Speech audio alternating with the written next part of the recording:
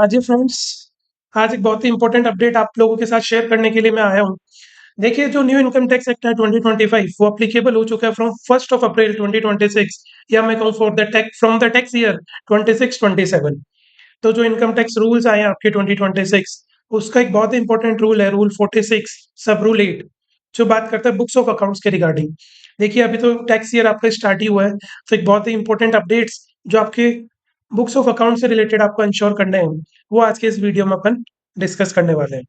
देखिए अभी तक आप जैसे भी डेटा मेंटेन कर रहे थे कोई इश्यू नहीं था, बट आप देखते होंगे कि बैक डेट में जाके चेंजेस कर दिए जाते हैं। तो ये सब चीजें नहीं हो, इसके लिए गवर्नमेंट ने रूल 46(8) जो न्यू इनकम टैक्स रूल 2026 है उसमें क्या प्रोविजंस डाले हैं देखिए कि आप जहाँ पे भी डेटा मेंटेन कर रहे हैं तो उसका आपको डेली बेसिस पे जो बैकअप है वो इंश्योर करना पड़ेगा। ठीक है सर, आप पूछेंगे सर वीकली चलेगा या मंथली चलेगा, तो ऐसा भी अलाउड नहीं है, डेली बेसिस पे आपको बैकअप इंश्योर करना पड़ेगा। तो ये 1 अप्रैल 2026 से इम्प्लीमेंट हो चुका है।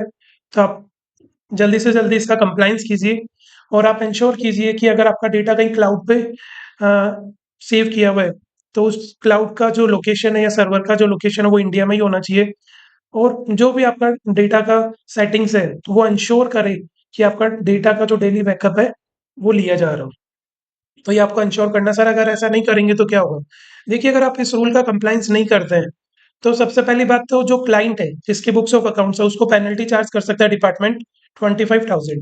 साथ में जो ऑडिटर्स हैं, तो ऑडिटर्स पे भी 10,000 का पेनल्टी है, अगर वो रॉन्ग रिपोर्ट करते हैं अपने ऑडिट रिपोर्ट में। देखिए जो नेक्स्ट ईयर से आपका टैक्स ऑडिट रिपोर्ट जाएगा, उसका क्लोज़ 14 में आपको रिपोर्ट करना पड़ेगा कि आपका सॉफ्टवेयर का नाम क्या है, जिसमें आप डेटा मेंटेन करें, लाइक टैली जो हो बुक्स या एनी अदर सॉफ्टवेयर, और आपका सर्वर का लोकेशन कहाँ पे है, जहाँ पे आपका डेटा स्टोर है।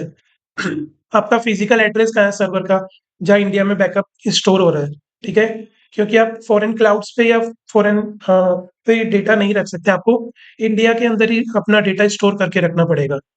तो ऑडिटर को इस पे इंडिपेंडेंट ऑब्जर्वेशन भी देना पड़ेगा कि क्लाइंट ने ऐसे कंप्लायंस की है या नहीं की है। अगर ऑडिटर गलत रिपोर्टिंग करता है तो ऑडिटर के ऊपर भी 10,000 का पेनल्टी है, एज वेल एज क्लाइंट पे भी 25,000 का पेनल्टी है। तो जल्दी से आप देखिए अपने डेटा और जल्दी से रूल 46 सब रूल 8 का कंप्लायंस कर लीजिए।